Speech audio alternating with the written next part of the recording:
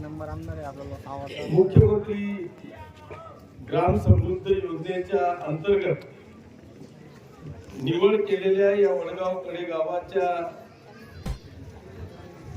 या कार्यक्रमासाठी या ठिकाणी उपस्थित असलेले, ज्यांची या कार्यासाठी संपूर्ण महाराष्ट्राकरता निवड झालेली आहे, अशा सिने अभिनेत्री आदरणीय सोनालीताई कुलकर्णी, आपल्या जिल्हा परिषदेच्या शिव आदरणीय मुरनवारताई, आपल्या गटाचे माजी जिल्हा परिषदेचे सदस्य आणि आपल्या गावाचे भूमिपुत्र आमचे मित्र आदरणीय मधुभाऊ काटे, मंचावर उपस्थित असलेले आदरणीय सोमवंशी साहेब, सर्व अधिकारी, लोकप्रतिनिधी, समोर मोठ्या संख्येने उपस्थित असलेले सर्व माता भगिनी, बांधवांनो आणि मित्रांनो, मी पहिल्यांदा आपल्या सगळ्यांच्या वतीने या राज्याचे मुख्यमंत्री आदरणीय देवेंद्रजी फडणवीस साहेब यांचे मनापासून आभार मानेल, त्यांना धन्यवाद देईल की खऱ्या अर्थाने महात्मा गांधींचा नारा होता की गावाकडे चला,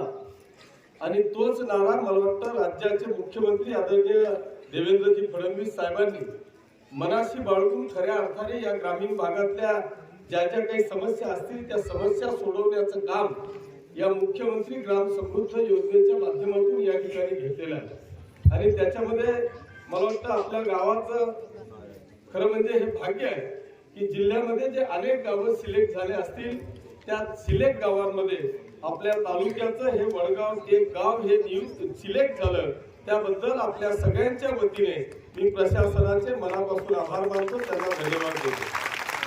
म्हणून आज खऱ्या अर्थाने या कामामध्ये मग ती आपली शाळा असेल, कारण आज जर का आपण परिस्थिती पाहिली तर शाळेची ग्रामीण भागातल्या जिल्हा परिषदेच्या ज्या शाळा आहेत त्या शाळांमध्ये मॅडम आज अशी परिस्थिती आहे की या जिल्हा परिषदेच्या सगळ्या शाळांमध्ये जर का मोलमजुरी करणारा एखादा व्यक्ती असेल, त्याचाच पाल्य किंवा त्याचाच विद्यार्थी आपल्याला या जिल्हा परिषदेच्या शाळेमध्ये आज पाहायला मिळेल. आणि एका बाजूला जर का कॉम्पिटिशन पाहिली तर तालुका स्तरावर किंवा जिल्हा स्तरावर ICSE सारखं पॅटर्न किंवा CBSE सारखे पॅटर्न, आणि जिल्हा परिषदेच्या शाळेमध्ये आज अशी अवस्था आहे की अत्यंत गोरगरिबातल्या तळागाळातल्या मुलाबाळांचेच फक्त शिक्षण या ठिकाणी आहे. एका बाजूला CBSE असेल किंवा ICSE असेल किंवा स्टेट बोर्ड असेल, तिथं वेटिंग आहे, आणि दुसऱ्या बाजूला आमची पट संख्या अत्यंत अपूर्ण आपल्याला दिसते. इथे एक्सेस या ठिकाणी शिक्षक आपल्याला पाहायला मिळत आहे.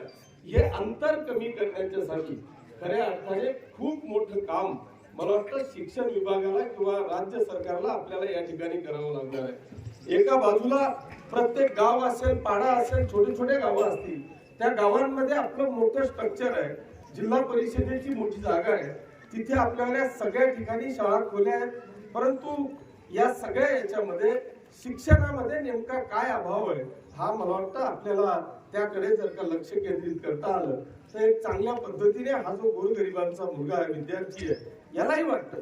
आज जर का तुम्ही पाहिलं तर प्रत्येक कर्तव्य करणारा, काम करणारा, मोलमजुरी करणारा एखादा व्यक्ती जर का असेल तर त्याला असं वाटतं की माझ्याजवळ माझी संपत्ती म्हणजे हे माझे मुलं आहेत, आणि याच्याकरता पोटाला चिमटा देऊन तो तालुक्यावर त्या ठिकाणी आपल्याला आपल्या विद्यार्थ्याला शिकवण्याचा प्रयत्न करतो, आणि हीच माझी संपत्ती आहे असं समजून त्याच्या करता तो काम करतो.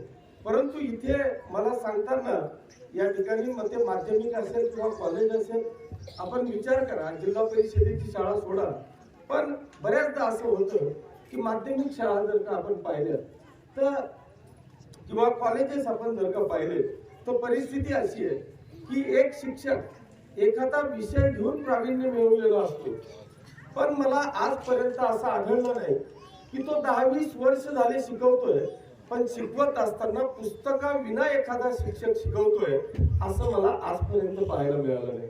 म्हणजे ज्यांनी त्या विषयाचं प्रावीण्य मिळवलंय, 10-20 वर्ष झाले तो शाळेमध्ये शिकवतोय, तो एक विषय वर्षानुवर्षे शिकवत असताना सुद्धा पुस्तकाविना शिकवू शकत नाही, आणि एका वर्षामध्ये आमच्या विद्यार्थ्यांकडून जे 10-12 विषय आहेत ते कॉपी विना तो पास झाला पाहिजे अशी मानसिकता आमच्या शिक्षकांची आहे. याचा अर्थ असा नाही की यांनी कॉप्या केल्या पाहिजे, पण मग हे शिक्षण नेमकं काय?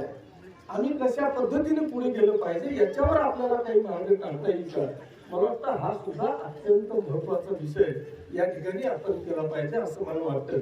आणि म्हणून याच्या बरोबरच आज जर का पाहिलं तर या शाळांमध्ये, जिल्हा परिषदेच्या शाळांमध्ये बऱ्याच गावांना अशी परिस्थिती की आजपर्यंत वीज कनेक्शन नाही.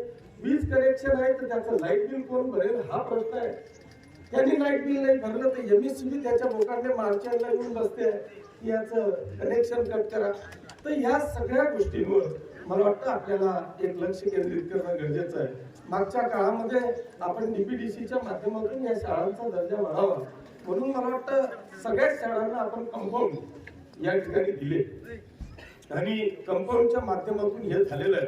मला आणखी एक विनंती आपल्याला करायची आहे की आता मी एक उर्दू शाळेमध्ये कार्यक्रम होता आणि तिथं गेलो.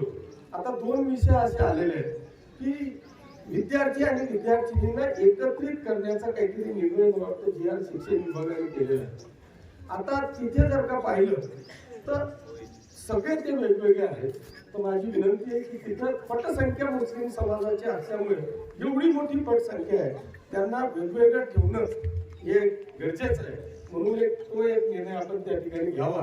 आणि दुसरी विनंती अशी आहे की आता नगरपालिकेतील जिल्हा परिषदेची शाळा, आमची विनंती आहे की नगरपालिका सगळा खर्च करायला तयार आहे पण त्या जिल्हा परिषदेच्या शाळा आपण नगरपालिकेकडे जर का हँडओव्हर केल्या त्याच्यासाठी नेमकी काय प्रोसेस आहे ती प्रोसेस आपण करू. पण ती शाळा मला वाटतं नगरपालिकेच्या ताब्यात जर का आली तर शहरी भागामध्ये असलेला शिक्षणाचा एका बाजूला असलेला दर्जा आणि जिल्हा परिषदेचा असलेला दर्जा याच्यातली जी तफावत आहे त्यांच्या कॉम्पिटिशन मध्ये नक्कीच ती नगरपालिका त्या ठिकाणी काम करेल आणि 100% स्टेट लेवलच्या स्टेट बोर्डासाठी किंवा इंग्लिश मीडियमच्या बरोबरीने त्या ठिकाणी आम्ही काम करू असं मला त्या ठिकाणी वाटतं. मी जास्त वेळ घेणार नाही. आपल्याला खरं म्हणजे सोनाली ताई आलेले आहेत त्यांना आपल्याला ऐकायचं आहे त्याच्यामुळे मी जास्त वेळ घेणार नाही. पण निश्चितपणे आपल्या सगळ्यांच्या वतीने राज्याचे मुख्यमंत्री आदरणीय देवेंद्रजी फडणवीस साहेब आणि युतीचं सरकारचे मनापासून आभार माने की एक चांगलं मिशन राज्य सरकारने या ठिकाणी हातात घेऊन या ग्रामीण भागातल्या सगळ्या गोरगरिबांना आपल्याला सुविधा कशा पुरवता येतील. मी फक्त शिक्षण विभागावर बोललो पण याच्यामध्ये अनेक विषय आहेत. मग त्या महिला बचत गटांचे विषय असतील, घरकुलांचे विषय असतील, असे अनेक विषय या ठिकाणी आहेत. त्याच्यामुळे मी जास्त वेळ घेणार नाही. मी पुन्हा एकदा आपल्या सगळ्यांच्या वतीने युतीच्या सरकारचे मनापासून आभार मानतो आणि थांबतो. जय हिंद, जय महाराष्ट्र.